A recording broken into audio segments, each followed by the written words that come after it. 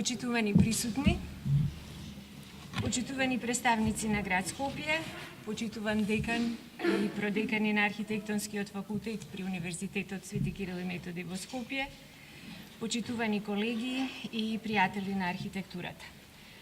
Чест ми е и задоволство да ја отворам промоцијата на книгата на Скопје со љубов, архитектонската мисла на Живко Поповски, книга која што архитектот Живко Поповски ја испишуваше целиот свој живот, стравствено, исконски, бескомпромисно, борејќи се за архитектурата, присутен безмалку 4 децении на македонската архитектонска сцена. Денес, кога прашањето за суштествувањето на македонската архитектура, кое што тој во неколку наврати го поставуваше на македонската архитектонска јавност, добива парадоксален епилог, апелите, критиките и жустрите расправи на овој наш единствен архитектонски урбан артикулатор стануваат повторно актуелни и ултимативни пораки за враќање на интелектуалната и креативна архитектонска автономија на овие простори. Затоа во овој критичен момент на архитектурата под опсада сметаме дека повеќе од кога било е неопходно повторно да го слушнеме гласот на Живко Поповски, за да се подсетиме на ненаучените лекции од неговите предавања и да се обидеме макар малку да го разбереме значењето на расказите кои тој така сликовито ни ги раскажуваше во надеж дека нема да остане осамен во својот сон. Од позиција на негов реаргард, овој архитектонски комбендиум му го посветуваме нему, на фронтменот на автентичниот урбан активизам кај нас, чии ставови индивидуален отпор кон нападите на архитектонскиот суверенитет остануваат единствен легат за вредносниот систем на архитектурата за идните генерации. На Скопје со љубов представува комплетна збирка на текстови, колумни, интервјуа, критичко-историски есеи и расправи кои Живко Поповски ги објавил во текот на својот живот, надополнети со неколку негови цртежи и 2 воведни текста на приредувачите.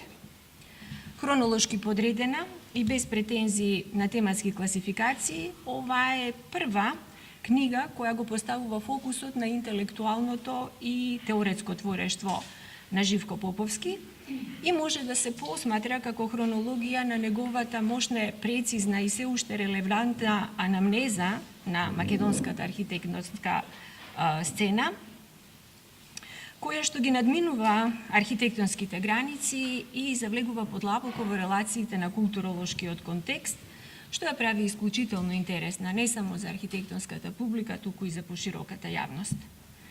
Скопје е недвосмислено најголемата љубовна приказна на Живко Поповски со архитектурата, која за него е судбинска и доживотна, испишана со неговиот автентичен архитектонски ракопис. Благодарение на оваа негова архитектонска биографија, многобројните проекти кои ќе му ги посвети на Скопје со љубов, денес можеме да ги читаме како текстови, записи од испреплетени нитки на колективната меморија, која Поповски често пати ја будеше со носталгични нарации за Скопје од неговата младост. Континуираната нитка со која тој ја поврзува фрагментираната слика на градот во поетско ткаење, зборува за длабоката испреплетеност и преточување на архитектонските дискурси во континуираната концептуална рамка помеѓу модернизмот и постмодернизмот, која не само што е невозможно да се разлачи во неговиот личен, инклузивен став, туку представува единствена возможна рамка од која што може и треба да се посматра целокупната историја на современата македонска архитектура. Овие нереализирани проекти за Скопје наедно го пополнуваат празниот простор на теоријата која тој прв и единствен ја проблематизираше како клучен камен кој недостасува во македонската архитектонска граѓа, за да го поврзе незиниот светоглед, и тоа не само како текст кој што ја опишува, туку како комплексен двигател што ги турка незините граници понатаму и ја покренува незината абстрактна машина од спекулации, антиципации и хипотези во инкорпорирањето на одразот на минатото во абстрактната рамка на возможното.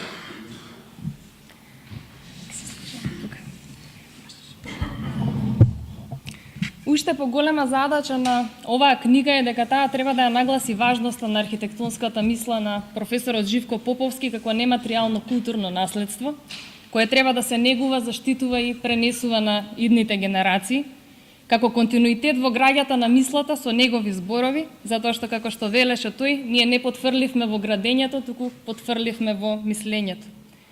Како иницијален апарат за продлабочено представување и изучување на таа граѓа на архитектонската мисла на Живко Поповски, на крајот на оваа книга е составен и представен еден тематски индекс со толкувачка улога. Овој индекс на клучни зборови ги нагласува спецификите на мисловниот багаж на професорот Живко Поповски во неколку теми. Особено треба да се нагласи темата специфични термини, кои ја содржат авторската терминологија на Живко Поповски, како уште еден од неговите оригинални придонеси во прилог на јазикот на македонската архитектура и темите кои гласно говорат и трасираат јасна линија во македонската архитектонска теорија. Дел од неговата лична терминологија, како суштествување, градолюбител, градотворец, се наоѓаат денеска на страната на нашите срца во форма на беџови, како ветување дека ќе ги запомниме и негуваме како вредносни категории. Оваа книга не е направена со little help from my friends, туку со голема помош на нашите пријатели и ќе ни дозволите јавно да им се заблагодариме. На Александар Манасиев, кој помогна во лоцирањето и пронаоѓањето на материјалите објавувани во дневниот весник Дневник, на Ксенија Чочкова и Штефан Гиесе, кои го пронајдоа и ни го пратија текстот Градот што беше во игра, еден случај на континуитет објавен во германското списание Der Architekt, и посебно на Ксенија Чочкова и Надица Стамболџиевска за прекрасните преводи од германски и англиски јазик. Благодарност до Архитектонскиот факултет, Универзитет Свети Кирил и Методи во Скопје за академската подршка на овој проект, посветен на теоретското творештво на професорот Живко Поповски, кој сиот свој академски и професионален живот го мина токму на Архитектонскиот факултет, на катедрата за проектирање на општествени згради. Благодарност до семејството на Живко Поповски, на Алјоша Поповски и Драгана Поповска за отворената и несебична понуда за помош при припремањето на ова издание. Огромна благодарност до Емилија Чочкова и Арт проект Лаб Скопје за продукцијата на оваа фаза од проектот и до град Скопје кој ги поддржа истражувачките активности за инвентаризација и техничка обработка на целокупното теоретско творештво.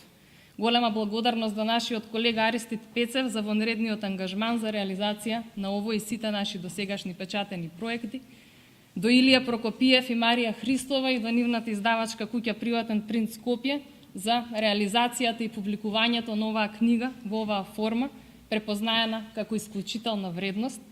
И на крајот благодарност му изразуваме на Музеот на град Скопје за укажаната можност книгата на Скопје со љубов да ја промовираме токму во овој мемориски објект за Скопје, и тоа токму на 13 ноември, празникот на слободата на нашиот град, како достојно честитам.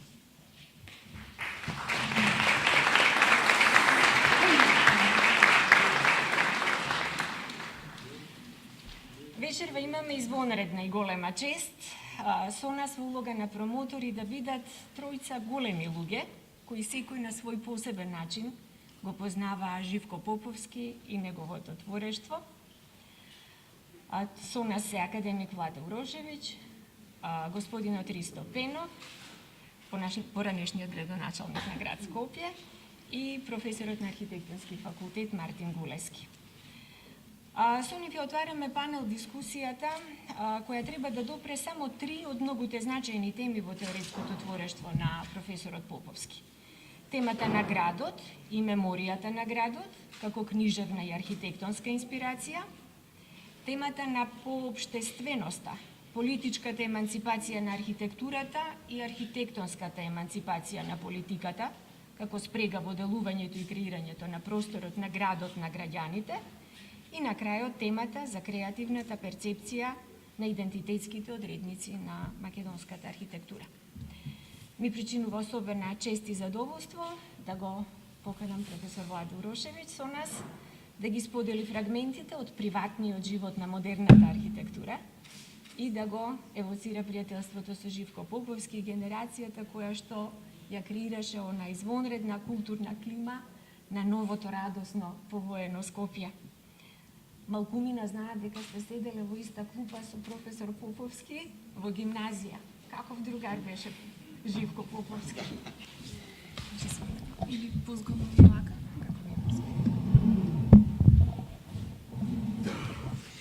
Почитувани, ми прави голема чест и извонредно задоволство што можам вечерва да зборувам за мојот пријател Живко Поповски по повод оваа книга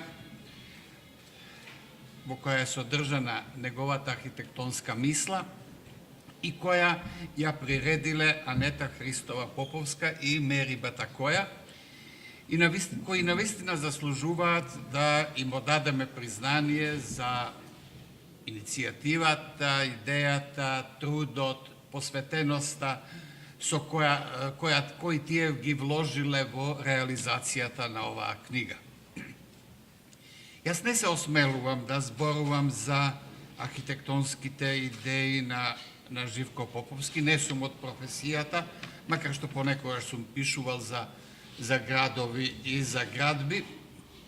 Сакам да зборувам за авторот на оваа книга.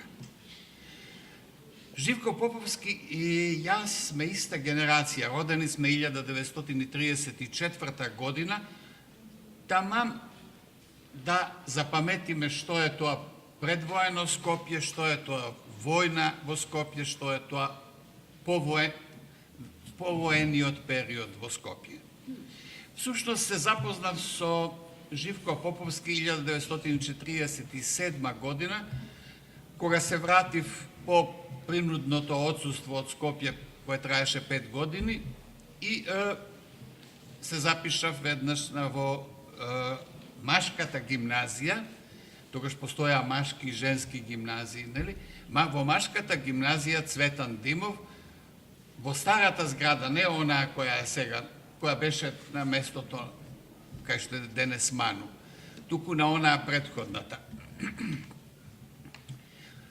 Тоа беше рана пролет 1947 година, и значи двајцата имавме по 13 години. Не сме стија во иста клупа. Бевме двајцата највисоки во класот, високи, слаби, јас после малку се заокружив, а Живко остана докрај таков. И мислам дека имавме и други заеднички нешта. Пред се, можам да кажам, незаинтересираноста за активностите на тогашната младинска организација која владееше со душите на тогашните младинци. И втора работа, на поучењето, и двајцата учевме сам што го сакавме и што не интересираше, а низ другото поминувавме така, како се велеше тогаш, на општо основание. Живко беше темпераментен, иницијативен, жив, го викавме Жика Живец. И тој беше, можам да речам, душа на секое друштво и водач на сите наши младежки непромислености и лудори. Беше скопјанец и неговите родители беа скопјани. Жико живееше во Кисела Вода, некаде, јас не би можел денес на картата на Скопје да го лоцирам тоа место. Тоа беше една, можам да речем, рурална оаза. Во една осамена куќа, покрај која, со лозница напред, покрај која течеше еден јаз од јазовите во Скопје, кои Живко ги спомнува тука во книгата, нели? А наоколу растеше еден густеж од, можеби, дивија, можеби намерно посадени дрвја, грмушки. Сето тоа беше обраснато во многу зеленило. Еден, би можел да речем, помалку хаотичен рај. И јас мислам дека всушност тоа детство на Живко поминато во тој амбиент на дивата природа и на близината на градот може да го објасни до некаде односот на идниот архитект Живко Поповски по прашањето градот, природата и сето друго што произлегува од овие две нешта кои често пати се донесуваат во заемна нетолеранција. Кога сме веќе кај детството, јас сакам да раскажам една приказна која мене Живко ми ја раскажуваше и тоа не еднаш.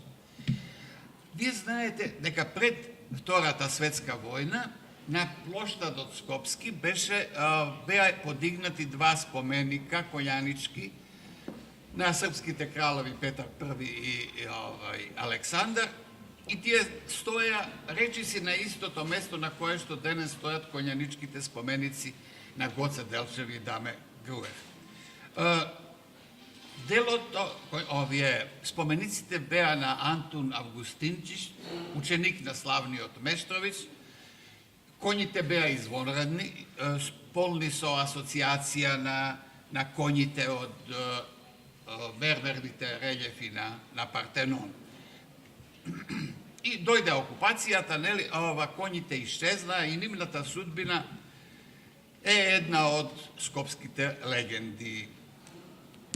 И тука упаѓа сега приказната на Живко. Тој ми раскажуваше дека кон крајот на војната, значи тој имаше десетина години, а и јас,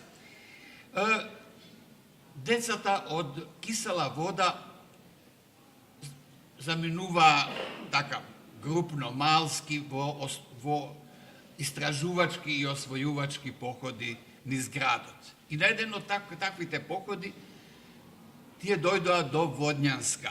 Сите знаете кај е пицеријата, како се викаше, Галија, нели? Не знам како се вика таа тесна уличка покрај Галија, која излегува на Водњанска. Од другата страна, Карши Галија беше крајниот дел од болничкиот двор. Едно запустено место, каде што имаше и три бараки, три стари бараки, кои, читав подоцна, нели, служеле во текот на Првата светска војна како некој карантин при епидемиите на тифус. И Живко ми раскажа дека тие се пикнувале низ разградената ограда и играле во тој запустен дел од болницата, обраснат во она што се вика кисело дрво, грмушки на боз и високи коприви.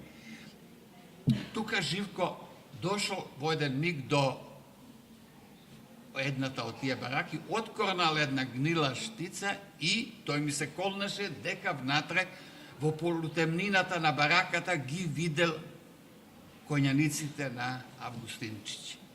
Беа таму, вика, лежа на подот од бараката оние коњи, вика, од спомениците. Добро, што станало после со тие коњи, тоа е веќе дел од градската митологија на Скопје, но во секој случај, ова откритие оставило на Живко извонреден печаток, со самото тоа што тој барем 3 пати би го раскажуваше ова. И мислам дека неговиот интерес за скриеното, наполу скриеното, заборавеното, наполу заборавеното минато на градот, кое според него секој архитект и урбанист мора да го познава и почитува, ја објаснува и ова епизода која што јас сум ја чул од неколку пати од Живко. Во повисоките класови и јас и Живко бевме членови на драмската секција. Живко беше режисер. Тоа беше неговото прво, нели, откритие во областа на уметноста, театарот. Обично ваквите драмски секции игра партизански едночинки. Тоа беше, нели, секогаш една приказна за некои наполно свесни младенци, а и за свесни, нели, и кога едниот таков свесен младинец ке загине во акција против окупаторот, овие полусвесните, нели, пристапуваат кон движењето и одат во партизани. Отприлика тоа беа такви едни специјално напишани драмски текстови. Не знам кои беа автори на тие текстови. Но Живко не би бил Живко кога би прифатил една толку лесна и банална задача. Ни малку ни повеќе Живко реши да ја режира представата на познатата драма на Жан-Пол Сартр "Чисти раци". Знаете, тогаш, во почетокот на 50-тите, името на Сартр многу често се спомнуваше и екзистенцијализмот беше во воздухот, сите носевме црни ролки, и мечтаевме, нели, за Париз, за барот Табу, кај што пее Жилиет Греко и свири на саксофон Борис Вијан. И покрај многубројни идеолошки пречки, нели, сега што бара Сартр тука кај нас во Скопје, она, зошто? Но Живко успеа да ја пробутка драмата и представата се одржа. Мислам дека нафаќањето на еден вака крајно амбициозен потфат зборува за карактерот на Живко Поповски и ги објаснува во значајна мера неговите натамошни дејности и потфати. Во време на студиите Живко отиде, нели, на архитектура, јас на книжевност, се среќававме во Академскиот киноклуб. Тоа беше еден клуб при Народна техника, така се викаше една организација, нели, и ние за да снимавме таму филмови, нели, со она што се вика осумка, камера од 8 мм, нели, и сами бидејќи не постоеше таков филм, ние самите го режевме филмот од 16 мм на осу. И таму во клубот бевме Живко и јас, идниот композитор Томислав Зогревски, идниот писател и академик Богомил Ѓузел, идниот режисер Александар Ѓурчинов. И правевме некакви сценарија и филмови, но нешто подоцна, некоја година подоцна, тоа беше средина на 50-тите години, се уште бевме студенти, Вардар Филм распиша конкурс за сценарија за документарни филмови. И Живко и јас, беше иницијатива на Живко, решивме да учествуваме на конкурсот. И седнавме и напишавме едно сценарио за Куршумлијан. За историјата на ова извонредна градба, нели? Прво карвансерај, па потоа затвор, па потоа можеби не на крајот, лапидариум на археолошкиот музеј. Бевме пофалени, но не ни го откупија сценариото, нели? Конкурсот потоа дознавме беше наместен за некои други да ги добијат парите. Но мислам дека и овој мал детај зборува за афинитетите и предиспозициите на идниот архитект Живко Поповски. Потоа, откако Живко стана веќе архитект, имавме чести средби, зборувавме многу за она што сме го виделе на патувањата, за Италија, за Холандија, за Париз, за градовите, за градбите, но најмногу за Скопје. Живко знаеше многу и за многу нешта имаше свое мислење. Го подцртувам ова свое. Нели, тој беше еден човек кој не подлегнуваше на туѓи мислења. Сакаше за се да даде свој суд. Не прифаќаше ништо безрезервно. Дури и пред најголемите авторитети, нели, на архитектурата од минатото и од денес, тој секогаш имаше една можам да речем, резервираност. И често пати имаше коментар, тоа би можело да се направи и поинаку. Кога некој ќе му речеше, тоа не може така, тој секогаш одговараше, а зошто па да не? Беше оригинален. И во таа своја оригиналност одеше честопати и до парадокс. Сакаше да запрепасти помалку. Беше жив, љубопитен, смел, со дух отворен за нови идеи, еден сјаен тип. Многу ми е драго што другарува со него. А тоа што источниот влез на градскиот трговски центар е на местото каде што беше западниот влез во Машката гимназија Цветан Димов, тоа е затоа што во животот се поврзува, се преплетува, тоа е везот на животот.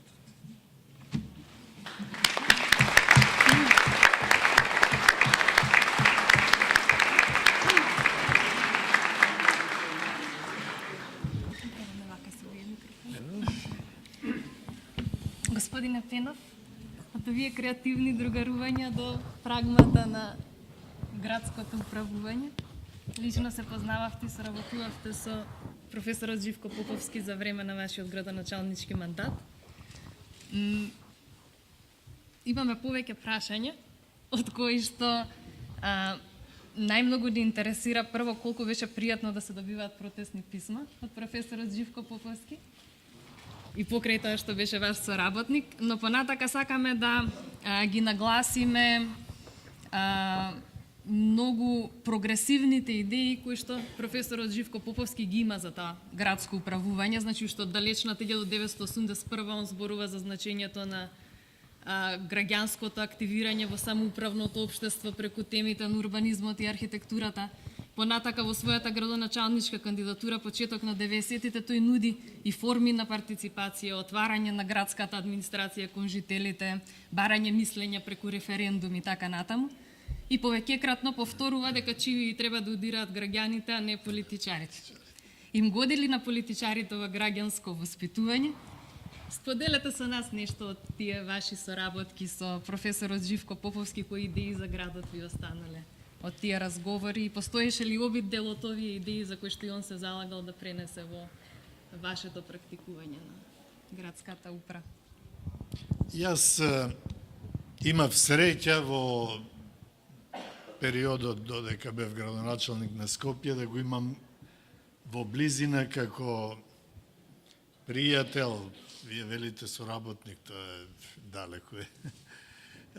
Како пријател, соговорник Живко Поповски, кој за сите работи што ги работевме, имаше свое мислење, имаше своја иницијатива и многу работи што ги направивме и во консултација и како идеја, односно како еден притисок кој доаѓаше од самиот Живко Поповски. Тој беше постојано присутен во кабинетот заради неговото пријателство блиско со Наум Димитровски, кој беше тогаш во градската администрација и постојано беше подготвен да дебатира на еден свој надмен, професорски, театрален, со гестикулации, начин секогаш дотеран со лептир машна, секогаш подготвен, надмено, но сепак на ниво да може да се оствари таа комуникација. Ние тогаш имавме формирано едно тело, надворешно, гледам неколку учесници во тој градски форум тогаш, и Урошевиќ беше дел од тоа, каде што глобално дебатиравме за одредени проблеми во градот и можностите како да се решаваат. И тој беше најактивниот, дневно ангажиран, можам да кажам, и се присутен во тие негови намери да се реализираат. И тој имаше неколку поенти за градот, значи тој градот неколку точки ги лоцираше кои што се многу битни: шумата, парк шумата Водно, реката Вардар, Калето и Скупи како некое посебно богатство кое што не знаеме да го цениме. Тој нешто велеше, кој не знае да цени богатство и го нема, иако го има. Као резултат на тој негов ангажман, ние го средувавме Калето, кој тогаш беше една запуштена површина, руина, ѓубриште. Почнавме да го уредуваме кејот. Кејот беше изграден, но беше толку девастиран, испоганет, обраснат, па го од мостот Близнак до мостот во Влае го рамневме, го затревувавме, па патеки, осветлувања, дрвореди правевме. И имав чест со Живко и да реализирам еден конкретен проект. Тоа беше кејот позади трговскиот центар, кејот 13 ноември, кој исто беше еден девастиран простор, као што веќе и сега станува. И тој со својата идеја на партерот да постави македонска черга со некакви шари од разни камења, да создаде социјални дневни соби со троседи, двоседи, па и фотели. Кога го донесе као идејни нацрти, кам Живко, што е ова фотелја у јавен простор? За мене, тогаш, па не, и тој ги поставуваше една да гледа на кај реката, друга на кај трговскиот центар. Луѓето имаат потреба некогаш и сами да седнат и да уживаат во просторот. Тој ја искреира и канделабрата, и целиот тој простор, кој многу убаво заличе, но кратко траеше, затоа што беше потоа нападнат од кафаните, а потоа и со овие објекти кои што се градеа, стана веќе, и не знам како да наречам, улици, камиони возат, тоа веќе не е тој простор. Од Живко ми останало дека градот ќе биде голем ако успее да ги сочува слободните површини. Значи, западните, оние метрополи големи се изградени и тие немаат шанса веќе да имаат ширина, да луѓето живеат во тие простори. Тој се залагаше особено во центарот, не само плоштадот, туку еден поширок зафат и преку камениот мост, Пајко Мало, тамо еден круг, да не се гради или да се, кога би се градело, да се гради со особено внимание и со голема дебата што и како да изгледа. И од тој период е и неговото несогласување на тој еден јавен притисок што постоеше тогаш да се гради, да се обнови стариот театар. Ние сите малку кокетиравме на избори, ќе го градиме официрски, Народна банка, но и реално се разви едно големо, не да речем движење сега, но да се гради театарот, а тој велеше, јас кој им задавам на студентите вежба, тогаш беше актуелно, ние ја дислоциравме автобуската станица, што тука да се прави, негова идеја беше парк. Тука треба да има парк. Сега тој простор припадна со денационализација на еврејска заедница, тие изградија голем објект, потоа дојдоа нападите со разни објекти и сега е тој простор каков е, но неговата идеја беше тоа се да се сочува зелено, за да луѓето имаат можност каде да комуницираат. И она што најпрактично во моето остварување на градоначалничкиот мандат беше од него всадено кај мене. Партерот е најбитниот дел на градот. Може да има еден град објекти, но ако доле партерот не е уреден и тоа рамно, без многу сопнување за граѓаните, тој нема вредност. И навистина може да е прекрасен објект, ако е просторот околу него неуреден, тој губи на значење и као резултат на тоа ние почнавме да правиме и тротоари и други такви мали площадки во градот. Тоа е една анекдота, кажуваше во врска со партерот, кога на Ловро Матачич му дозволиле и жената да ја донесе во Скопје, нели он ја дојден принудно овде и тој ја повикува и таму, јас немам представа, претпоставам некоја културна, високо надмена жена, му пишувала, можам да дојдам ако во Скопје има барем 200 метри поплочен тротоар. Не као знак за дека е тоа сепак град, се зборуваме за 40 и некоја година.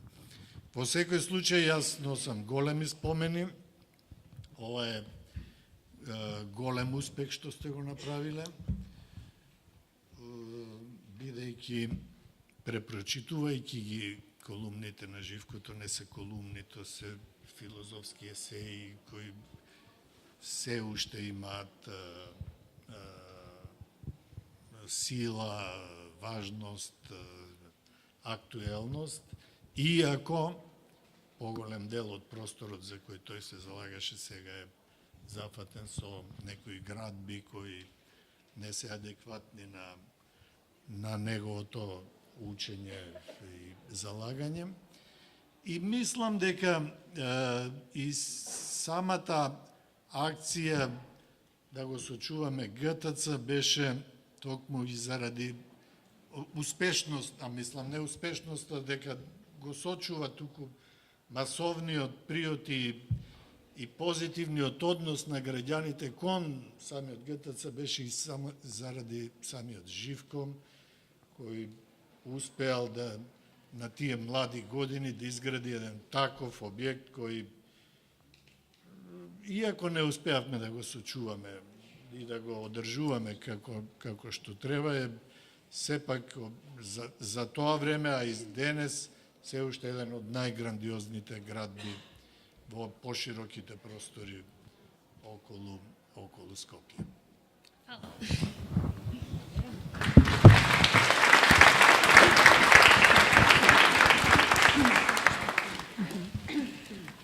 Добро, разговорот би го продолжиле уште малку со вас на една тема која што е многу болно за нас деновите. И за сите, па ракавицата е проламик на професор Гулески. Да, почнуваме веќе со автономната зона на архитектурата. Текстот планираното мора да се реализира доследно и постапно, во кој Поповски повикува на довршување на културниот центар, односно денешниот фрагмент на македонската опера и балет, е мотивиран од возобновеното прашање за стариот театар во Скопје. Уште тогаш, во далечната 1988 година, Живко Поповски вели дека тоа е очекувано, кога со години колективната свест е бомбардирана од бројни календари, афиши, компјутерски цртежи, во кои се сервираат фантомски згради или шпиртосани објекти, стари фрајли и слично. Како би го искоментирале ова децениско, некритично навраќање на историјата? Како дозволивме тој наратив за старото Скопје да стане најголемиот непријател на новото Скопје? Како и зошто наративот ќе го вратиме старото Скопје стана главната флоскула во секоја политичка платформа во предизборните кампањи на сите наши градоначалници? И како тоа успеавме ние да го поплочаме патот од демократскиот плурализам кон ултимативниот популизам со добри намери?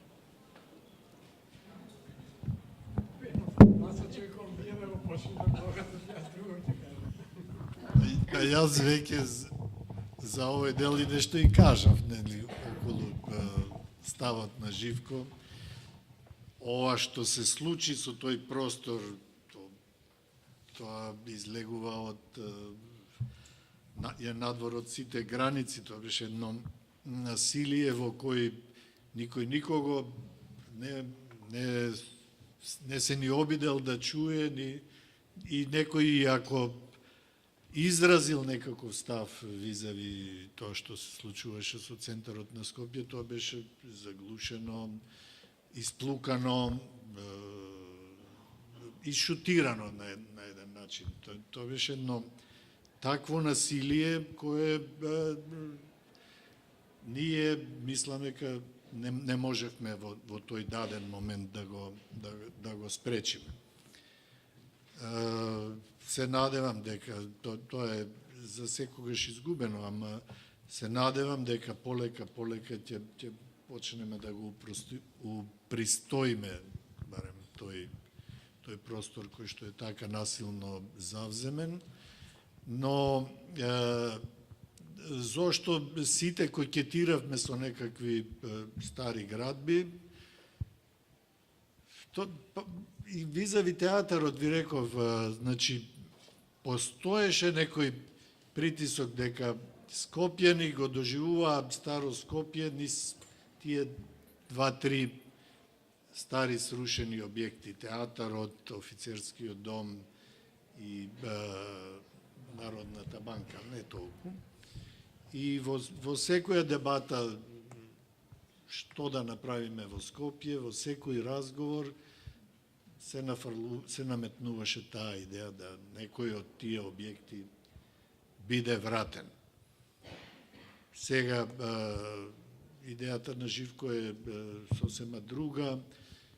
Кога сме разговарале да тоа се прави во Скупи, да се нешто, кога да се возобновува Скупи и таму да се демонстрираат некои од тие стари градби кои бија задржале таа меморија или за театарот да оди во рамките на културниот центар каде што и било предвидено, но велам, сето тоа настана за среќа после мојот мандат, но не верувам дека во градските структури или архитектите имаа сила тоа да го спречат, бидејќи тоа беше едно друг тип на насилие.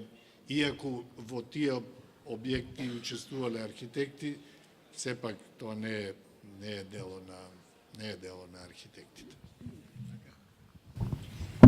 Добро, јас само ќе се приложам на ваков начин. Живко, тоа што го зборуваше и јавно го кажуваше, не беше дволично. Тој така мислеше. Тој кој работеше, така работеше. Јас имав чест на 3 објекти со него да работам, кои што во насловите беа многу едноставни. Двете се згради општински, едната во Струмица, едната во Дечани и третото беше една училишна спортска сала. тој навистина се однесуваше кон проектирањето, куќата е град, а градот е куќа. Така што за него не постоеше само темата која што е предмет на договорот, да речем, за таквиот проект. Така што, например, во едниот случај во Дечани имаше состојба каде што е празно поле. Практично нема ништо уште далеко од надвор од населбата и така натаму, нов простор треба да се освојува и така, како празна локација, да е тука една голема зграда на општината што треба да биде. Живко вика, не може таа тука само да биде.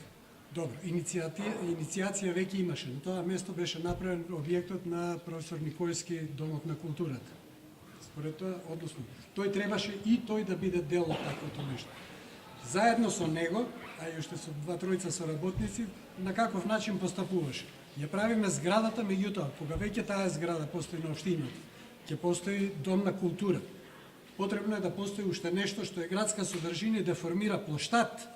Не разбирате? И сега гледате, платен ви е проект, договорено е да се разговара за една зграда, он ви прави 3 згради треба да се isprojektiraат. Ќе си речете, види како подлост, им правим работа за уште 3 проекта. Не, тоа само зборува за тоа како широко се гледа на работа. Во Струмица, обратно, имавме ситуација на постоечки објект во кој што администрацијата во тие простории ги собира. Меѓутоа, нема голема сала за седници, да речеме, на советот, стечена сала и така натаму. Живко Поповски вика, ова мора во дворот да влезе. Ама таму е планирано, не знам, по деталниот план, не може да се планира. Ова треба да стане дел од овој објект. Сакам да кажам на каков начин пристапуваше. Спортската сала во Демир Хисар, што да ви кажам, разочаран бев кога пријемно минување на кај Охрид различни патеки бирам за да дојдам покрај Преспа и така натаму и преку Дебар, што имаме проблем, тоа добро, нема да го цитирам Живко покасно, тоа ќе го кажам. Во Демир Хисар проаѓаме имаат една од типските згради што беа направени во еден момент. Како да кажем? А тој викаше, таа спортска сала која што служеше на 2 училишта, таа треба да биде и градска куќа за собирање, затоа што да имате сала која што има игралиште, да речем, барем за ракомет, едната беше ракометната сала, таа е 20 на 40, тоа е плоштад во нормални градови. Ако по Далмација прошетате, пола од таа површина се плоштади градски. Тој вика, ова богатство да го имате од сала, треба да го користите како место кај што ќе се собира градот. Во таа смисла сакам да кажам, тоа беа лекции кои што, како да кажам, само луѓето кои што работеле со Живко може да го пренесат. Така што не е лицемерие и не е тоа подготовка за настап во кој што тој изгледа екстравагантен визави сите мислења. Разбирате? Добро, тоа беше дел од една култура која што тој носеше. Тој ја правеше помалку и атмосферата во кабинетот, затоа што па таму имаше, како да кажам, во кабинетот за општествени згради и проектирање. Таму беа исто така уште двајца корифеи, и Чипан и Брезовски, што да ви кажам. 3 брда стојат, не разбирате, Алпи некакви во тој простор, не знаете како да разговарате. Доаѓа Чипан, како се вика, Чипан знаеше фризура. Туку еден ден доаѓа стварно седна фризура, пенет на вас, кај вас е косата нагоре, он нешто сплесната, покрај чело, шишка вака направена, Жико доаѓа и му вика, Чипан, отидам така му се обраќаше, Чипан, викаш, Чипан, како патрици римски си вака со ваква фризура. Знаете како, најдеш имаш атмосфера од друг вид, да кажем, при разговорите. Така бе, мислам. Немаше никакво подигрување, да речем, една атмосфера во која што една интелектуална напојаност, да речем, постои цело време, да не зборувам за тоа како на наставнички совет знаеше тој да каже, аман вика сте се скриле по тоа келиите, по своите кабинети, овде треба вика да седите. Сите, како наставнички совет, овде да се гледаме. Физички контакт треба. Вака после му кажа, Жико, ти физички контакт со кого? Што да ви кажем? И Жико избувнува и трга во напад. Разбирате, така што таа енергија, сакам да кажам, бидејќи ние сме работеле, Жико во еден момент не му се допаѓа просторот кај што се собиравме, таа лабораторија, некаква си ја викавме и така натаму, тоа не беше ни неговиот кабинет, беше некој друг кабинет, тука се меша и вика, а да го преправиме интериерот. Седнуваме со алатите, доаѓа Жико, купуваме материјал и го преработуваме. И таму еден модернистички кабинет имаме кој што некој го викаше подморница, не знам како сака, го вика, меѓутоа со собствен труд и со енергија тројца четворица го прави. На таков начин се направи изложбата која што беше 30 години на архитектонски факултет, во која што Сега јас би сакал да обрнам да укажам на тоа. Не само ништо не му значеле овие како се, особено му значае и помладите кои што на свој начин. Гоце Аџимитровски беше едно чудесно влијание со својата, како да речем, една нежна француска, да речем, такво поведение и култура. Мисие Гоце, не за џабе го викавме, нали, кој што кој ќе му подкажеше дека при еден проект правиме се мачиме таму да направиме влезот во таков еден објект, кај се холот, од кај да влеземе, санитари, доаѓа Гоце и вика, интересен објектот со санитарен влез ви е, од испадне дека многу клозети навртени околу самиот влез, да кажем. И во таква една атмосфера, Живко Поповски знаеше и да чуе одговор од такви луцидни, фини пораки кои што ги пратеа и помладите. Тој се дружеше, беше одличен учител, кој разбира, кој разуме, схватиче, така едно време ние викавме, така што оние кои што разбира, ќе сватеа што сака да каже. Не беше насилен, но секој пат учеше. Јас морам да кажам дека и во една ситуација имав можност само да му направам забелешка, да не го цитирам овдека, таа негова луцидност, да речеме, со првото биенале. Нали, категоризации подосна направивме, не знам, интериер, па згради во проект, па згради урбанистички, не знам што. Гледате како он предлагаше да се да вика. Па би можеле вика да имаме неколку групи на објекти. Само вика, на пример, група од оние што се градени со коси покриви. Гледате категорија, сега мислам теоретичариве на уметност и архитектура како реагирале. Втора група вика може да се скалешто што паѓаат по косината на теренот. Така да ги групираме објекти. Трета група, оние бакарни или побакарисани лимени покриви по дагол 30 или 60 степени. Мислам, како да ви кажам, многу суштинска критика со една фина иронија, за да препознаете некакви модерности од часопис превземени, од нешто неразбрано зошто е тоа така. Жико без да не разбере зошто тоа така се прави, тој не правеше глупости. Тој има да го смисли и затоа после тој може да има свој став. Разбирате, кога ќе превзимате нешто и не паметите и не ви е јасно зошто сте го зеле, тогаш се можни и недобри работи.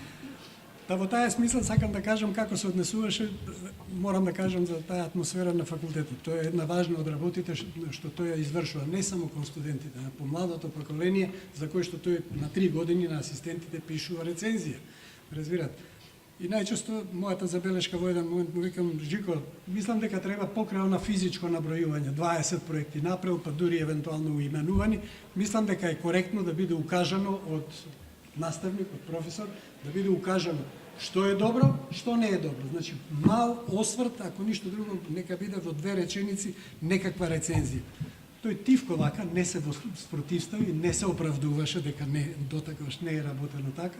После неколку години читам една рецензија во која што така, со неколку реченици, со повеќе и помалку, а сега морам да направам еден ваков скок, дигресија.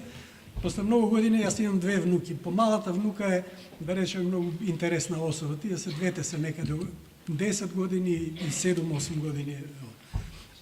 Едната е родена близко до Нова година и кога им праќам честитка за Нова година, на едната и го честитам и родениот ден, на поголемата и новата година. На оваа помала, нормално само новата година. Знаете кој одговор ми го праќа? Зашто на мојата честитка има помалку зборови? Прецизно и јасно. Така што сакам да кажам, мислам дека по тој рецепт и Жико ја примени тоа рецензирање. Кај што мислеше дека треба негативно да се однеси, имаше помалку зборови. Така што сакам да кажам, нема врска, не ги врзувате, не мисле помалку дека ја сакам внуката, па помалку зборови. Просто ја објаснив, викам, нејзи и роден ден, така што втората многуте зборови се од таа другата реченица. Сакам да кажам каква беше совесноста и односот кон сето тоа. Како се однесуваше кон студентите? Точно ова што викам за ќе поминеш. Кој кога поминал, да речеме, низ Демир Хисар, ако не го води пат. Колку пати Жико викам, кој ќе прашам, ако не е Охриѓанец, си бил во Охрид, малку од нив ми одговараат. А од кај одите? Нормално од Кичево. А сте запрели некој пат од Кичево? Не. Во Дебар треба да проедем оти патот, пред да биде за Кичево до Охрид, се минуваше преку Дебар, да речем. Дебар не го знаат студенти ако не се од Дебар. И Жико вика, одиме и ќе правиме задача во Дебар. Крај. Секој пат беа подготвени, ќе разговара со општината, со се, да се сретнат студентите, да бидат примени од градоначалник на општината, какви се плановите, они да зададат прашање, едно целовито, да речем, представување на работите. И после нормално. Дали зацртавте нешто, дали какво влијание имаше тоа што видовте и така натаму тоа што говориш. Какви прекрасни цртежи цртал тој, кои што за жал, мислам, ќе имаме можност некој пат да ги видиме. Јас сум видел едно писмо кој патуваше, тоа ме потсети многу на едни, се сеќаваат, мислам, многу од генерациите, Уроше сигурно ќе се сети, она пишувате текст и наместо куќа да напишете, ќе нацртате куќа. Па пишуваш текст, па наместо дрво ќе нацрташ дрво. Ме разбираш, такво едно писмо кое што тој го испраќа на свој пријател некаде надвор од Македонија. Разбирате, со една возбуда. Црвениот плоштад, јас многу пати сум го посетил во Москва и многу пати тоа е апсолутно исклучителен плоштад од маса плоштади што се видени по Европа, тоа е невидена работа, да кажем. Жико какви цртежи има, готово вака во срце го погодил тоа што е имено суштината на тој плоштад. Разбирате, во таа сакам да кажам, он така се однесуваше кон се. Така што и затоа Чипан беше патрици. Со една обична фризура, можеше да рече било што друго. Толку благодарам. Ни да сум дашил.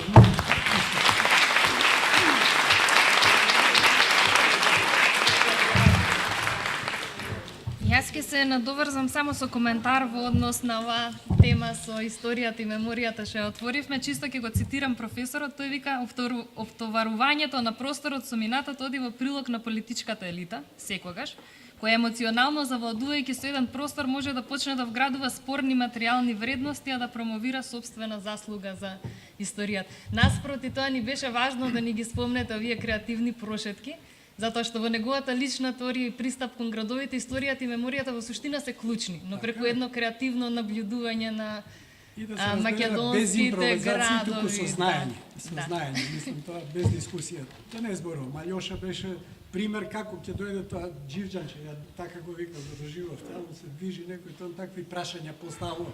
Така се гледа, тоа е воспитување домашно, каде што за работите или знаеш или не знаеш. И ќути си ако не знаеш. Тоа тука нема дискусија. Ќе ве подпрашам уште нешто. Низ целата книга се провлекува една бескомпромисна критичност. Се прави селекција на македонската архитектура, македонската модерна архитектура, се извлекуваат најзначајните реализации, но исто така се кудат, нели, најголемите, највеликаните од македонската архитектонска сцена. Чисто вака како став не интересира, кога се искомпромитиравме, кога замолчавме, дали во архитектонската фела секогаш имало заштита по пријателска линија, нели, или дали секогаш професорот беше исклучок, или тоа не е новитет на новото време, оваа воздржаност која што владее моментално. Мислам дека ние не сме биле никој пат ни така отворени. И Жико е реткост кој што седнул и напишувал текст. Нашите текстови кои што би се среќавале, барем во областа на архитектурата, повеќе личеа на технички описи и на соопштување фактографски, да речем. Така што Жико повикува на нешто друго, гледање на некоја пошироко на некакво прашање, и критиката може да е болна, да речем вака, да звучи како подбив, но таа во исто време, ако се прифати исправно, таа треба да поучи, дека не треба така. Како да кажем, навредливо е кој ќе му речеш не се прави тоа така, некому. Ако ќе му кажеш дека ова се покривчиња и така натаму, тоа има исто така куќи кои што се со 4 воден кров. Ние се сеќам низ Македонија патуваме и тоа е просто паѓа во несвест, како да кажем, од ситуација кога во Галичник или во близина на Галичник во планините мајсторија прават двоводни покриви. И он запира автобус, излегува и мајсторе, зашто правиш двоводен кров? Па викам, па попросто е вака. А викам, онаа куќа да ја гледаш, му вика Жико, таму што мислиш, тој мајстор не знаеше да направи исто така двоводен кров? Мислиш дека тој не разбирал, дека тоа е попросто на две страни да е покрив, од кога од 4 страни пирамида да правиш од покрив? Си помислил на такво нешто? Разбирате? Кој си така, во своето време ќе одвои секунда некому да направи добронамерна замерка. Ништо повеќе. Мајсторов ќе го поздрави и така напред. Сега тие приказки кои ќе ги слушате, ако вие не извлечете како слушател таа поука, тогаш како да ја кажам? Никој не ви е крив.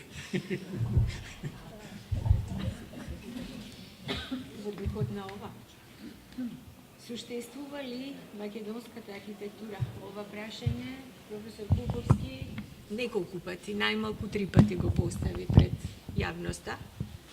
за прв пат во архитектонското денес и утре каталог по повод изложбата на првото биенале на македонската архитектура во музеот на град Скопје, во музеот на современа уметност, се извинувам, каде што со голем ентузијазам одговара да постои македонската архитектура, суштествува. Веќе во 1983 година на тркалезната маса која што е организирана од списанието Аспрема, постои одреден сомнеж и не толку голема самодоверба во однос на тоа прашање. За да во колумните кои што ги пишува во Дневник во 2006 година, една година пред неговата смрт, проектот Македонска архитектонска борба во очите на професорот е веќе загубена битка. И иако се труди, нели, да ги распали последните искри на надеж за македонската архитектура, во периодот потоа македонската архитектура го доживеа своето недвосмислено фијаско. Можеме ли за крај на оваа дискусија да ја искоментираме оваа постојана тенденција за оддалечувањето од суштествувањето на македонската архитектура? Дали возобновувањето на делата и зборовите на добронамерните и способните ќе ни помогнат?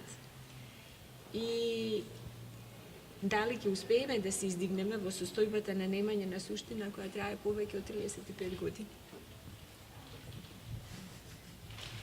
Добро, во архитектурата е малку посложено сето тоа. Мислам дека и тука сме на некаков начин во повеќе работи слична ние состојбата. Пред известно време имавме еден разговор околу издаваштвото во холот на архитектонски факултет и таму заклучивме дека имаме некаква дупка од некаква активност од 20 години, да речем, на неактивност после некаква претходна активност.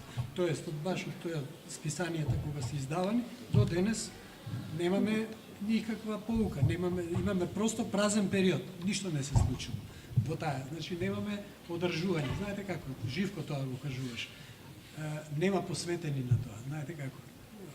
Во храмот, а и во селото, тоа е од една моја другарка, која што некаде има таму во некој од овие западниве села, некаде кон Охридско, да кажем, и така натаму, и она вели, влегов во една куќа, вика, и ја прашав домакинката, ова квасецот, вика, многу е убав, може да ми дадеш малку? Да, ќе ти дадам. А вика, ти како си го чуваш? Вика, како го правиш?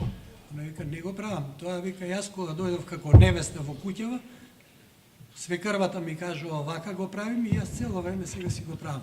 Го поддржуваат, секој пат он има квасец дома. Разбирате? Го пренесу. И сега, како да кажем, такви пренесувачи на искуството од било кој вид на овој простор недостасува. Затоа во прилог на тоа сакам да кажем браво за ова оганче што ќе го пренесете со оваа книга, издавачите и приготвувачите.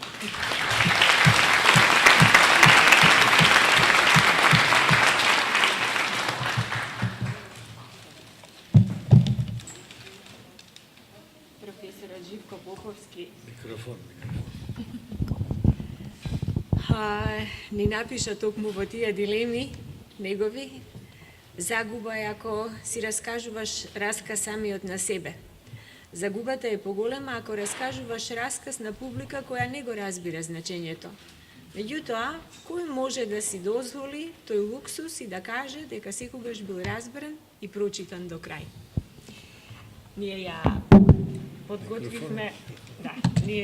подготвивме оваа збирка да се обидеме сите заедно баре малку да разбереме она што професорот Живко Поповски постојано ни соопштуваше преку неговата борба за архитектурата и се надевам дека и понатаму неговата ризница ќе биде извор на нашата вечна инспирација и на патот кој што понатаму ќе се обидуваме да го следиме баре малку успешно и честно, како што тоа Живко Поповски не учеше со својот животен пат, со своето дело, со својот збор, со сето она што го правеше и во архитектурата и надвор од неа. И благодарам сите на присуството на оваа промоција и се надевам дека ќе се видиме во некоја друга прилика, кога повторно ќе се сретнеме со огромното творештво на Живко Поповски, кое што е неизмерна инспирација и извор на нашите архитектонски стремежи, како пела.